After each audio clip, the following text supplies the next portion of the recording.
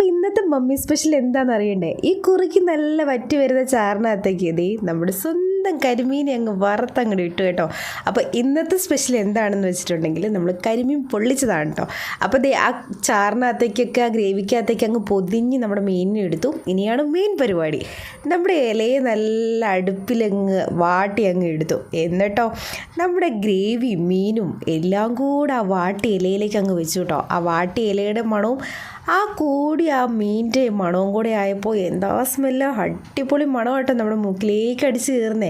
പിന്നെ നമ്മുടെ വാഴയിലയുടെ ആ നൂല് വെച്ച് തന്നെ അതിനെ കെട്ടി പാനി വെച്ച് ഇതുപോലെ ചൂടാക്കി എടുത്തു. അത് കഴിഞ്ഞിട്ട് ഊണിൻ്റെ സമയമായപ്പോൾ നമ്മളതിനെ മൊത്തത്തോടെ അങ്ങ് എടുത്തു കേട്ടോ. ഇതിനെക്കുറിച്ച് വിവരിക്കാനൊന്നുമില്ല. മീൻ പൊള്ളിച്ചത് കഴിച്ചവർക്ക് എല്ലാവർക്കും അറിയാതിരിക്കും ഇതിൻ്റെ ഒരു ടേസ്റ്റ്. ആ തേങ്ങാപ്പാലിൻ്റെയൊക്കെ ഒരു രുചി, ആ കുറുകിയ ഗ്രേവി എല്ലാം കൂടെ ആകുമ്പോൾ പൊളിയാട്ടോ, അടിപൊളി. അപ്പോൾ ഇതിൻ്റെ ഫൈനൽ ലുക്ക് നിങ്ങൾക്ക് കാണണ്ടേ?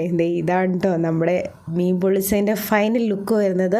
ഇത് കാണുമ്പോൾ തന്നെ വായിൽ വെള്ളം വരികയാണ്. ഇതിൻ്റെ രുചിയോ അടിപൊളിയാണ് കേട്ടോ. ഏതായാലും എനിക്ക് ഭയങ്കരമായിട്ട് ഇഷ്ടപ്പെട്ടു. നിങ്ങൾക്ക് ഇതിൻ്റെ റെസിപ്പി വേണമെന്നുണ്ടെങ്കിൽ താഴെ ഒന്ന് കമൻറ്റ് ചെയ്താൽ മതി. അപ്പോൾ വീഡിയോ ഒക്കെ എല്ലാവർക്കും ഇഷ്ടപ്പെട്ടു എന്ന് ഇരിക്കുന്നു. ടാറ്റാ ബൈ, സീ യു.